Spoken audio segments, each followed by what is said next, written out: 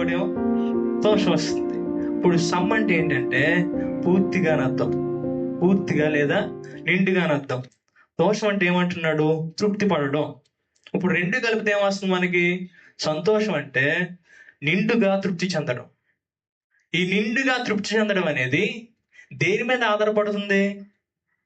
బయటున్న మన అవసరాలు తీరినప్పుడు, లేకపోతే బయటున్న మన కోరికలు తీరినప్పుడు, మన హృదయం నిండి అయినప్పుడు, మన హృదయం నిండుగా తృప్తి చెందినప్పుడు మనకేమొస్తుంది? సంతోషం వస్తుంది. అన్ని అనుకూలంగా జరిగినప్పుడు వచ్చేది ఏంటి? సంతోషం. కానీ ఆ సంతోషం కాకుండా ఆనందం అని ఎందుకు పెట్టారు? ఆనందం అంటే ఒకటేమో ఇంకోటి ఏంటి? నందం. అంటే సమీపంగా ఉన్నారని అర్థం, సమీపమైందని అర్థం. మరి నందం అంటే ఏంటి? పరవశించడం, హర్షించడం. ఇప్పుడు ఆనందం అంటే దగ్గరగా, నీ హృదయానికి దగ్గరగా ఉన్న పరవశం, నీ హృదయానికి దగ్గరగా ఉన్న సంతోషం. అంటే ఇది బయట నుంచి వచ్చేది కాదు. ఎక్కడి నుంచి వచ్చేది? ఎక్కడి నుంచి వచ్చేది? నీకు దగ్గరగా సమీపం నుంచి వచ్చేది, నీ లోపల నుంచి వచ్చేది, నీ లోపల నుంచి వచ్చేది ఆనందం. అందుకే ఈ పదాన్ని ఇక్కడ పెడుతూ ఆత్మఫలాలు ఏమనగా ప్రేమ, ఏమన్నాడు తర్వాత? ఆనందం. ఆనందం అనే మాట ఉపయోగించారు. అంటే ఇది బయట నుంచి వచ్చేది కాదు ఆనందం. ఎక్కడి నుంచి వచ్చేది? ఇది లోపల నుంచి వచ్చే ఆనందం, లోపల నుంచి కలిగే ఆనందం. ఇది మనం చాలా శ్రద్ధగా ఆలోచించాలి. ఇంకో వ్యత్యాసం చెప్పాలంటే వీటి స్థితిని బట్టి చెప్పొచ్చు. వీటి స్థితిని బట్టి, ఇవి ఆధారపడే స్థితిని బట్టి. సంతోషం దేని మీద ఆధారపడుతుందని చెప్పాను? మన అవసరతలు బట్టి ఆధారపడుతుందన్న. కానీ అవసరతలు చిరకాలం ఉంటాయా? శాశ్వత కాలం ఉంటాయా? ఎల్లప్పుడూ ఉంటాయా అంటే కాదు, తాత్కాలికంగానే ఉంటాయి. మహా అయితే నువ్వు మరణించేంత వరకు మాత్రమే సమస్యలు ఉంటాయి, శాశ్వత కాలం ఉండవు. అందుకే సంతోషం గురించి మనం వ్యత్యాసం చేసేటప్పుడు సంతోషం కూడా తాత్కాలికమైందే, సంతోషం కూడా ఎల్లప్పుడూ ఉండదు, అది ఎప్పుడు ఒకే రీతిగా ఉండదు. కానీ ఆనందంగా వచ్చేసరికి అది సమీపమైంది అన్నప్పుడు అది అతీతత్వం అన్నారు. అతీతత్వం అంటే ఈ లోకానికి బయట పరమాత్మ నుంచి వచ్చింది, పరమాత్మ నుంచి వచ్చింది, పరమాత్మ నుంచి వచ్చే ఆనందం కాబట్టి అది ఏ రోజు కూడా నశించదు. లోపల నుంచి వచ్చే ఆనందాలు రెండు ఉంటాయి. ఒకటి మనలోంచి వచ్చే ఆనందం, ఇంకోటి పరిశుద్ధాత్మ ఇచ్చే ఆనందం. 22 వచ్చిన మనం చూసినప్పుడు ఇది ఆత్మఫలం. ఆత్మఫలాలు అనలేదే, ఆత్మఫలాలు ఇస్తున్నాడు అనలేదే. ఆత్మఫలం అంటే పరిశుద్ధాత్మ దేవుల్లో ఉండేది. ఆనందం గురించి చెప్పేటప్పుడు పరిశుద్ధాత్ముడు ఆనందించేవాడు అని చెప్తున్నాడు. తాను ఆనందం కలిగిన వాడు కాబట్టి పరిశుద్ధాత్మ దేవుడు మనలో నివసించినప్పుడు మనలో నుంచి బయటకు వస్తాం. అంటే ఇప్పుడు ఆయన లేడనుకోండి, మనకి ఆనందం ఉండదు. కానీ మనుషుల్లో ఉండే ఆనందం ఉంటుంది ఇంకోటి, అది ధర్మానందం. అంటే ఒక మనిషి నిజాయితీగా జీవిస్తున్నప్పుడు, లేకపోతే విలువలు కలిగి జీవిస్తున్నప్పుడు అతను బట్టి తాను సంతోషిస్తూ ఉంటాడు. కానీ ఇది ఎంతో కాలం ఉండదు. ఈరోజు నీ ఆలోచన, నువ్వు నిజాయితీ పరుడు అని, నీతి పరుడు అని, నువ్వు సంతోషిస్తున్నావు, ఆనందపడుతున్నావు. నేను అబద్ధాలు ఆడట్లేదు, నేను ఎంత సాయం చేస్తాను, కుటుంబాన్ని చక్కగా చూసుకుంటాను, అందరికంటే బాగానే. క్రైస్తవుడికి ఎల్లప్పుడూ తనతో పాటు ఉండే ఆనందం ఏంటి తెలుసా? ఆత్మతో ఉండే ఆనందం, ఆత్మ వల్ల వచ్చే ఆనందం. ఆత్మ లేకపోతే ఈ ఆనందం రాదు. క్రైస్తవుడి ఆనందం లోకానికి అర్థం కాదు. ఈ ఆత్మ చేత నింపబడే ఆనందం ఏ బయట ఉన్న వ్యక్తికి అర్థం కాదు. ఒక పాస్టర్ దగ్గరికి ఒక విశ్వాసం లెటర్ ఇచ్చాడంట.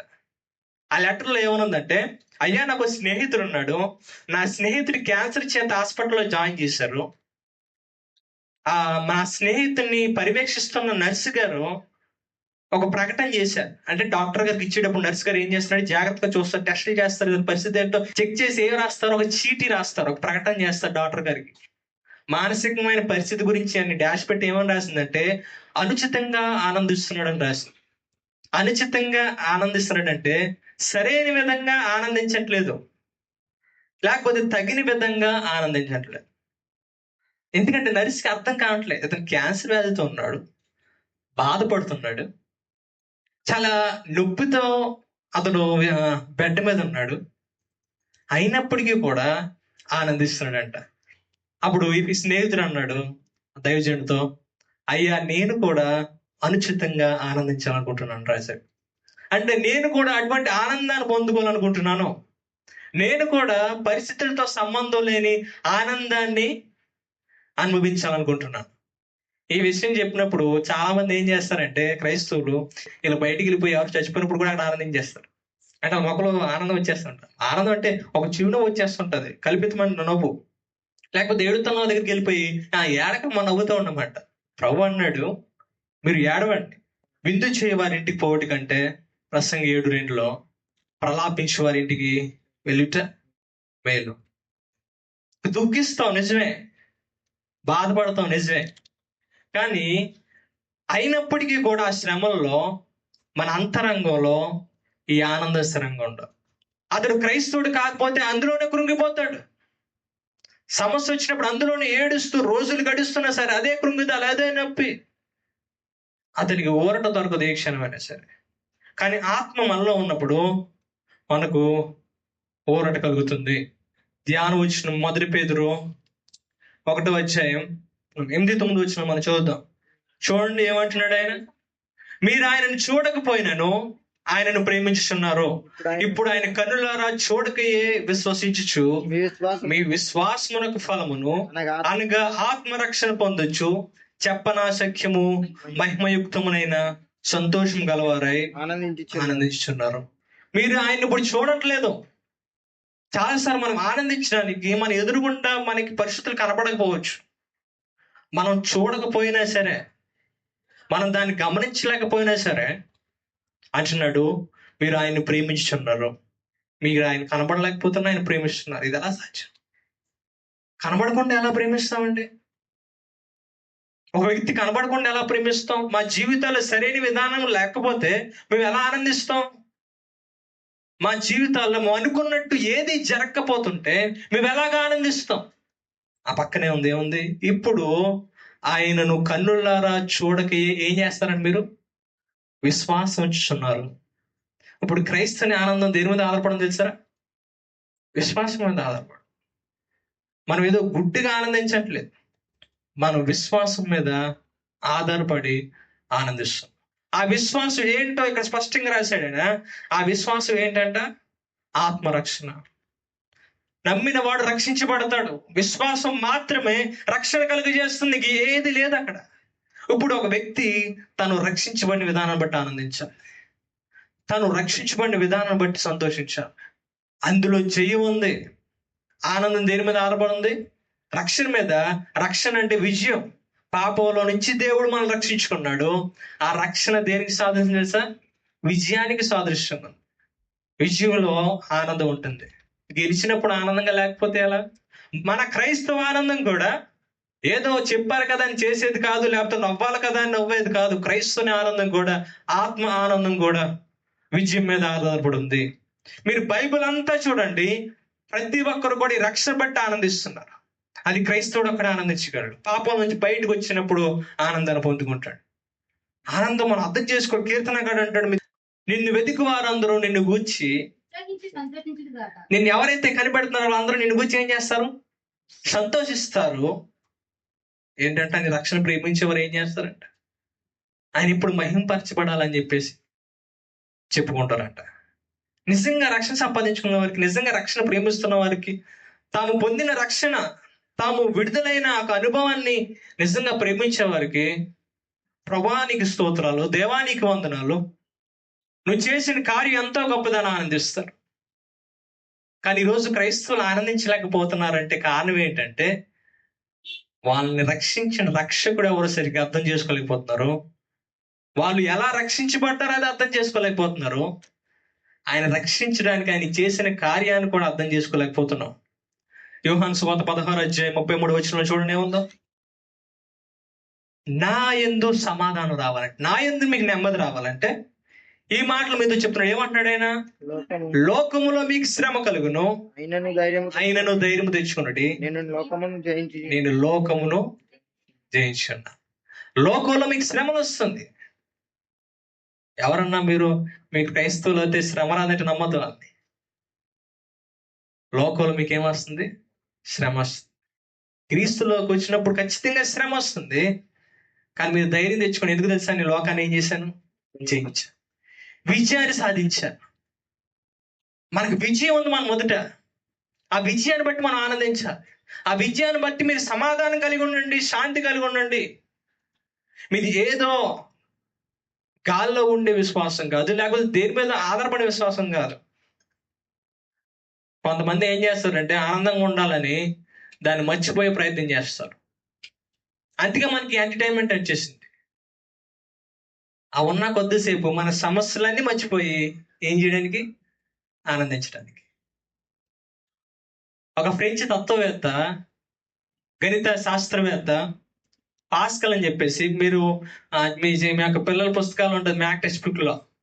అతడు ఏమన్నాడంటే, మరణం, నిరాశ, అజ్ఞానం అనే వాటిని నివారించలేకపోయిన మనుషులు ఏం చేశారంటే ఆనందంగా ఉండటానికి ఆ విషయాల గురించి ఆలోచించకుండా ఉండాలని నిర్ణయించుకున్నారు. వీటన్నిటి మర్చిపోవాలంటే నేనేం చేయాలి? అందుకే ఈరోజు చాలా వచ్చేసి ఏదో చేస్తున్నాం కొద్దిసేపు ఆనందించడం కోసం. మరణం గురించి మర్చిపోతే మరణం రాకుండా మానేస్తుందా? ఎందుకు మానదు? ఎందుకంటే మరణం సత్యం. పాపం వల్ల వచ్చే జీవితం మరణం అని వాక్యం సెలవిచ్చింది. ఆ మరణం సత్యం, నిజం. నువ్వు సత్యాన్ని తప్పించుకోవాలని ఎంతకాలం ప్రయత్నం చేసినా ఒక రోజున ఆ సత్యం నీకు ఎదురుపడుతుంది. నిన్ను ఆగంటుంది అది. ఎక్కడ పరిగెడుతున్నావు నువ్వెంత ధనవంతుడు కావచ్చు, నువ్వెంత ఉన్నత స్థాయికి వెళ్ళిపోయినా కావచ్చు, ఒక రోజు సత్యం నిన్ను అడ్డగిస్తుంది, వ్యాధి నిన్ను అడ్డగిస్తుంది, సమస్య నిన్ను అడ్డగిస్తుంది, అప్పులు నిన్ను అడ్డగిస్తుంది, దారిద్ర్యతను అడ్డగిస్తుంది. టీవీ చూస్తున్నంతసేపు ప్రపంచంలో ఏ సమస్య లేనట్టుగా నువ్వు నవ్వుతూ ఉంటావు. టీవీలోంచి బయటికి రాగానే మళ్ళీ తిరిగి నీకు సమస్య. టీవీ చూసినప్పుడు పాలు పొంగిపోతూ ఉంటాయి, అది సమస్య. నువ్వు టీవీ చూస్తున్నావు కదా, పాలు అమ్మ టీవీ చూస్తున్నట్టుంది, నేను పొంగిపోతే మళ్ళీ అలాగా అని చెప్పేసి నీకు ఎందుకు వెళ్ళిపోతుంది? నువ్వు ప్రపంచాన్ని మర్చిపోయి ఏమి చేస్తున్నా ప్రపంచం నిన్ను మర్చిపోదు, సమయం నిన్ను మర్చిపోదు, నిజం నిన్ను మర్చిపోదు. భూమి మీద జరగాల్సినవన్నీ జరుగుతూనే ఉంటాయి, భూమి మీద జరగాల్సిన కార్యాలన్నీ జరుగుతూనే ఉంటాయి. దేవుడి కార్యం ఈ భూమి మీద తన ప్రణాళిక జరుగుతూనే ఉంటుంది, ఏది ఆగదు. నువ్వు అనుకుంటా నీ లేకపోతే ఏది జరగదని. కాదు, నువ్వు లేకపోతే, నువ్వు ఉన్నా లేకపోయినా అన్ని జరుగుతూనే ఉంటాయి. ఇప్పుడు నీ పాత్ర ఏంటి? ప్రభువా, నువ్వు జరిగించే కార్యంలో, నువ్వు జరిగించే రక్షణ కార్యంలో నన్ను కూడా చేర్చుకొని ముందుకు రావాలమ్మా, నేను కూడా ఉంటానని ముందుకు రావాలి. అందుకే క్రైస్తవుడు అన్నవాడికి మాటి మాటికి చెప్పరు నువ్వేం చేయాలని. ఎందుకంటే క్రైస్తవుడు తెలుసు, తన వాక్యాన్ని అనుసరిస్తున్నప్పుడు, వాక్య ధ్యానంలో ముందుకెళ్తున్నప్పుడు నేను దేవుని కార్యంలో ఉండాలి ఖచ్చితంగా అనిపిస్తుంది. ఎందుకంటే సత్యం కాబట్టి. సత్యం మనకి జ్ఞానం తెలియజేస్తుంది, సత్యం మన స్వేచ్ఛలు చేస్తుంది. పౌలు గారు ఉన్న పరిస్థితి ఎలాంటి భయంకర పరిస్థితులు ఉన్నాడంటే, తను చేసిన సువార్త ద్వారా చెరసాల్లోకి వెళ్ళిపోయాడు. తను చేసిన సువార్త ద్వారా సైనికుల చేత ఎంతో వేదన అనుభవిస్తా ఉన్నాడు చెరసాల్లో. ఆ చెరసాల్లో ఉండి ఉత్తరాలు రాయడం మొదలెట్టాడు సంఘాలకి. ఆనందించండి, నేను ఆనందపడుతున్నాను, సంతోషిస్తున్నాను. పౌలు గారిని చూసినప్పుడు ఆ నర్సుకి ఏదైతే ఆలోచన వచ్చిందో మనకు అదే వస్తుంది. పౌలు గారిని చూసినప్పుడు చాలా మందికి అదే ఆలోచన రావాలి. అటువంటి పరిస్థితులు ఎలా ఆనందించగలుగుతున్నాడు పౌలు? ఈ అనుచితమైన ఆనందం ఎలా వస్తుంది పౌలుకి? పౌలు గారి మాటలు చూస్తుంటే ఫిలిప్పు 3:1 అంటున్నాడు, నా సహోదరులారా, అన్నిటికంటే ముఖ్యంగా ప్రభునందు దేంట్లో ఆనందించాలంట? మనం ఆయన ఆనందిస్తున్నాం. అన్నిటికంటే ముఖ్యంగా ప్రభునందు ఆనందించండి. సోఫాలో కూర్చొని హ్యాపీగా ఏసీ వేసుకొని రాసిన మాటలు కదే. భయంకరమైన చీకటి, భయంకరమైన చెరసాల, అందులో కూర్చొని నా సహోదరులు అన్నిటికంటే ముఖ్యంగా ప్రభువును ఆనందించండి. ఈరోజు లోకంలో నువ్వు ఆనందిస్తున్నావు, లోకంలో ఎన్నో ఆనందాలు నీకు ఉన్నాయి, కానీ ప్రభువునందు ఆనందిస్తున్నావు లేదు ప్రశ్న. లోకంలో నీ ఎంజాయ్మెంట్ కోసం ఎన్నో ప్రయత్నాలు చేస్తున్నావు, నీకు నచ్చిన దానికోసం ఎన్నో ప్రయత్నాలు చేస్తున్నావు, నీకు ఇష్టమైనది చెయ్యాలని ఎంతో ప్రయత్నం చేస్తున్నావు. కానీ ఒక్క క్షణం ఆగి నేను ప్రభువుని ఆనందింపజేస్తున్నానా అనే ప్రశ్న వేసుకోవాలి. ఈ లోకంలో నువ్వు జీవించినంత కాలం నీ సంతోషమే అని చెప్పేసి నీకు కావాల్సింది జరిగిస్తూ, నీకు కావాల్సింది కొనుక్కుంటూ, నీకు కావాల్సిన పద్ధతుల్లో జీవిస్తూ, నీకు నచ్చింది చేస్తూ, నేను నచ్చింది నేను చేస్తానంటూ జీవిస్తున్నావు. కానీ ఒక రోజు నిన్ను సత్యం ఆపుతుంది, ఇలాగా మరణం ఆపుతుంది నిన్ను. మరణం తర్వాత మరణంలోంచి నువ్వు పైకి లేవగానే ఒక నిజం నిన్ను ఆపుతుంది వెంటనే, నీకు తెలియని నిజం. కానీ ఈరోజు నీకు తెలిసిందా నిజం ఏంటో? దేవుని పరలోక రాజ్యం ఆపుతుంది. ఏం చేస్తున్నావు ఈ లోకంలో? దేనికోసం బ్రతుకుతున్నావు ఈ లోకంలో? నీ ఆనందం కోసం నువ్వు జీవిస్తున్నావు. నీ ఆనందం కోసం బ్రతుకుతున్నావు. మనుషుని సంతోషపెట్టాలని, కుటుంబాన్ని సంతోషపెట్టాలని ఎప్పుడు వాళ్ళ గురించి ఆలోచిస్తున్నావు. కానీ నీ దేవుని సంతోషపెట్టాలి. ఆయన ఆనందింప చేయలేకపోతే నేను బ్రతకలేదు. మనుషుని సంతోషపెట్టలేకపోయినా పర్లేదు, దేవుని సంతోషపెడుతుంటే నిరీక్షణ వేరుగా ఉంటుంది. ఆ సంతోషం, ఆశ వేరుగా ఉంటుంది. ఈరోజు నువ్వు ప్రజలు అనుకున్నట్టుగా నువ్వు ఏదో సాధించలేకపోవచ్చు. ప్రజలు కోరుకున్నట్టుగా నీ స్థాయి నీకు ఉండలేకపోవచ్చు. ప్రజలందరూ నిన్ను చూసి తక్కువ అంచనా వేయచ్చు, చిన్న చూపు చూడొచ్చు. నువ్వు ప్రయత్నం చేస్తూ ఉంటావు, వాళ్ళు అలాగని ఆనందింప చేయాలి, వాళ్ళు పేరు తెచ్చుకోవాలి, వారిలో నేను గొప్పతనం తెచ్చుకునే ప్రయత్నం చేస్తూ ఉంటావు. వారిని ఆనందింప చేయాలని ప్రయత్నం చేస్తూ ఉంటావు. వారు నిన్ను చూసి సంతోషించలేకపోయినా, వారు నిన్ను చూసి మెచ్చుకోలేకపోయినా, వారు నిన్ను ప్రేమించలేకపోయినా, వారు గౌరవించే రీతిగా నీ జీవితం ఉండలేకపోయినా, వారు నిన్ను తక్కువ అంచనా వేసినా, వారిని లెక్క చేయలేకపోయినా, నిన్ను పలకరించలేకపోయినా, 30 సంవత్సరాలు, 40 సంవత్సరాలు, 60 సంవత్సరాలు అయిపోయాయి. దాని తర్వాత ప్రభువుని ఎదుర్కొంటావు. ప్రభువుని ఎదుర్కొన్నప్పుడు ప్రభువు మాట అంటాడు, నేను నీకు ఇచ్చిన పని సమాప్తి చేసావు, రా బలా మంచి నమ్మకమైన దాసుడు అంటాడు. అంతకంటే గొప్ప సంతోషం ఏముంది? అంతకంటే గొప్ప ఆనందం ఏముంది? ఈ 60 సంవత్సరాలు 70 సంవత్సరాల కోసం మనుషులు ఏదో చేయాలని, వారిని మెప్పించాలని ఓ ప్రయత్నపడుతూ దేవుని సంతోషపెట్టడం మర్చిపోతున్నాం. కానీ 60 లక్షల కంటే ఎక్కువ సంవత్సరాలు జీవించే శాశ్వత కాలం ఉంది. అలాంటప్పుడు నువ్వు ఎవరిని ఆనందింప చేయాలనుకుంటున్నావు? ఎవరిని ఆనందింప చేయాలని ప్రయత్నిస్తున్నావు? ఈరోజు నువ్వు ఈ సత్యాన్ని మర్చిపోయి జీవించవచ్చు, కానీ సత్యం అడ్డుకుంటుంది ఖచ్చితంగా ఒక రోజున. నువ్వు దాన్ని మర్చిపోయిన సత్యం నేను అడ్డుకుంటుంది. నువ్వు దాన్ని లెక్క చేయలేకపోయినా సత్యం నేను అడ్డుకుంటుంది ఒక రోజున. మందిరాన్ని లెక్క చేయకపోయినా, వాక్యం నీకు తెలియజేయబడుతున్నా దాన్ని లెక్క చేయకుండా నువ్వు కూర్చున్నా, పట్టించుకుపోయినా, ఒకరోజు సత్యం నిన్ను లాగబెట్టవు, చెప్ప మీద ఒకటి వేస్తుంది. చూడు, నీ ఎదురుగుండా చూడు. ఇంకా మనం చదివితే 26వ వచనంలో అంటున్నాడు, మీరు విశ్వాసం నందు అభివృద్ధియు ఆనందం పొంది నిమిత్తం. 1వ వచనం, 1:26 వచనం ఫిలిప్పీయులకు రాసిన పత్రికలో, ఆనందించు నిమిత్తము నేను జీవించు మీ అందరితోనూ కలిసి ఉందని నాకు తెలియదు. విశ్వాసంలో అభివృద్ధి చెందాలని, ఏదో నేను ఉన్న చోట ఉండిపోవడం కాదు, విశ్వాసం అభివృద్ధి చెందుతూ ఉండాలి. ఈ రోజు నుంచి తర్వాత వారి యొక్క విశ్వాసం పెరుగుదల చెందాలి, అభివృద్ధి చెందాలి. ఆ అభివృద్ధిలో ఆనందం పొంది నిమిత్తం, ఆనందం ఉంది అందులో, నేను సంతోషిస్తున్నాను. 2వ వచనంలో, మీరు ఏక మనస్సులనుట్లో ఏక ప్రేమ కలిగి ఏక భావము కలవారుగా ఉండి ఒక్కదాని యందే మనసు ఉంచు నా సంతోషము సంపూర్ణము చేయండి. పౌలు సంతోషం సంపూర్ణత ఎందులో తెలిసి అందరూ ఐక్యతతో కలిసి ఏకభావం కలిగి ఏక ప్రేమతో ఏక మనసు ఉంచుకొని జీవించడమే, ఐక్యత కలిగి ఉండడమే. 2:17 వచనంలో అంటున్నాడు, మరియు మీ విశ్వాసం యుగంలోను దాని సంబంధమైన సేవలోను నేను పానార్పణముగా పోయబడినను నేను ఆనందించి మీ అందరితో కూడా ఏం చేస్తున్నాను?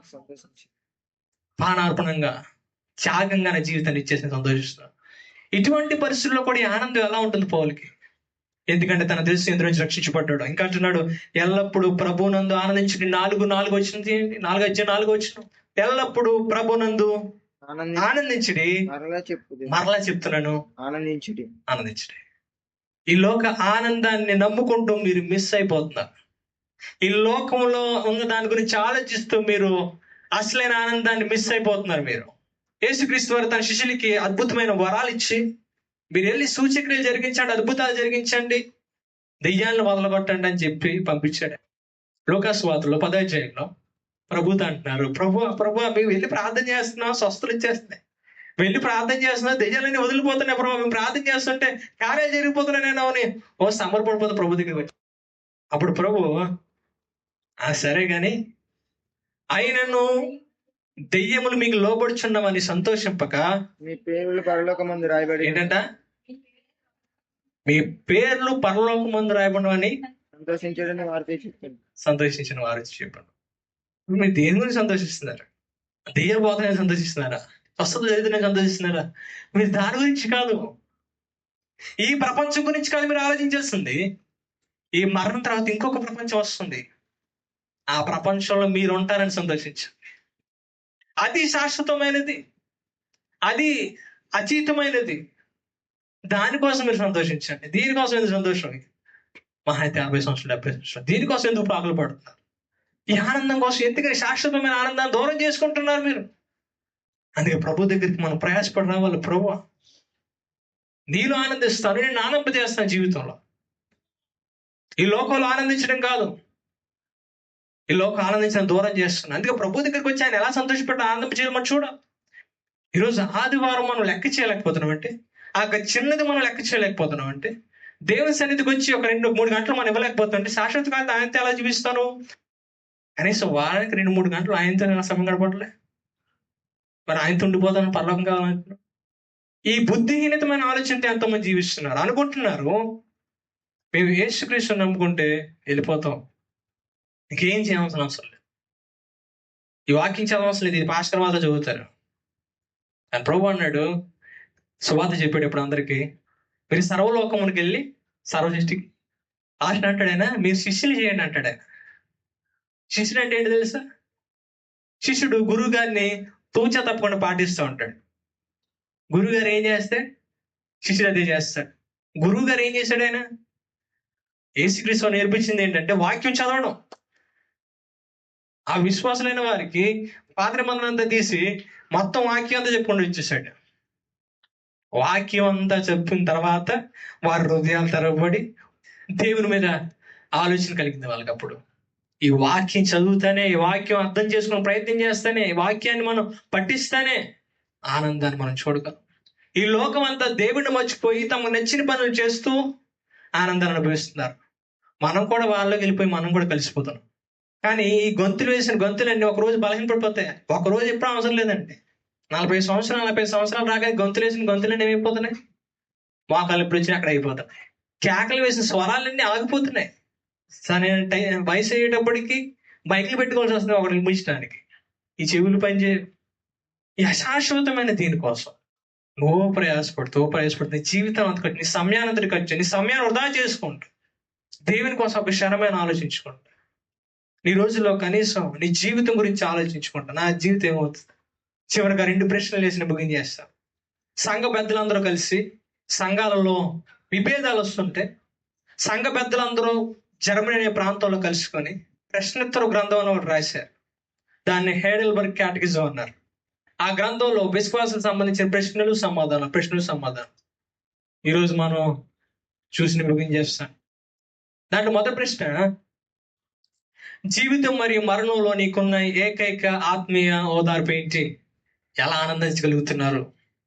అది ఎవరైనా మిమ్మల్ని అడిగితే ఆ ప్రశ్నకి సమాధానం ఏం చెప్పాలంటే, క్రైస్తవుడు నేను నా స్వంత వాడిని కాదు, కానీ నీ జీవితం మరియు మరణములో శరీరంలోను ఆత్మలోను నా విశ్వాసయోగ్యమైన రక్షకుడైన యేసుక్రీస్తుకు చెందినవాడు. నేను శరీరంలోని ఆత్మలోని నా దేవునికి చెందినవాడు కాబట్టి ఆయన చూసుకుంటాడు. ఆయన తన అమూల్యమైన రక్తంతో నా పాపాలన్నింటినీ పూర్తిగా తీర్చాడు. సాతాను అధికారం నుండి నన్ను విముక్తి చేశాడు. నా పరలోకపు తండ్రి చిత్తము లేకుండా నా తల నుండి ఒక్క వెంట్రుక కూడా పడదు. నిజంగా సమస్త విషయంలో నా రక్షణ కొరకు పనిచేస్తాయి. కాబట్టి ఆయన పరిశుద్ధాత్మ ద్వారా ఆయన నాకు నిత్య జీవాన్ని ధృవీకరించి ఆ ధృవీకరిస్తుంది. ఇప్పటి నుండి ఆయన కొరకు జీవించేందుకు నా హృదయాన్ని సిద్ధంగా ఆనందంగా చేస్తాడు.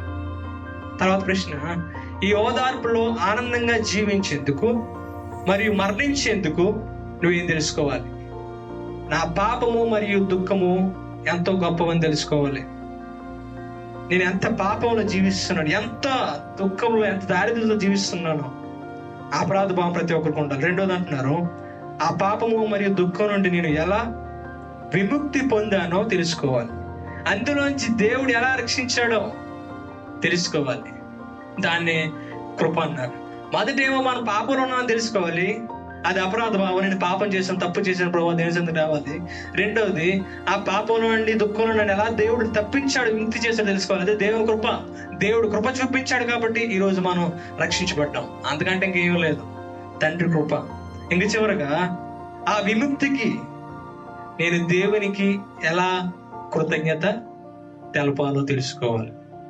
రక్షణ పొందాం, రక్షణ కార్యం జరిగింది, నువ్వు చేసింది తెలుసా? ఆ రక్షణ కార్యం పొందినందుకు ఆయనకి నేను ప్రతిరోజు కృతజ్ఞత ఎలా తెలపాలో తెలుసుకోవాలి.